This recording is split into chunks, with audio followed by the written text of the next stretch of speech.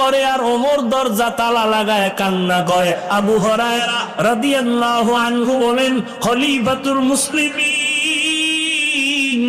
আজকে আনন্দ করে সবাই, আপনি কাঁদেন কেন?